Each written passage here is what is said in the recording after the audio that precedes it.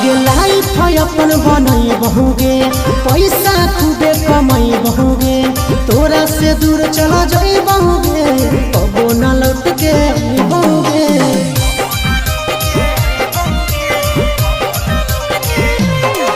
आगे लाइफ अपन बनई बहुगे, पैसा खूबे कमाई बहुगे, तोरा से दूर चला जाई बहुगे, कबो न लौट के बहुगे। सागर बेदर्दी से बलिन नाता तोड़ गे, यही अखिया में लोर गे, अब नहीं तो तोड़ गे, जहियो छोड़ी कमाए ले लोर गे,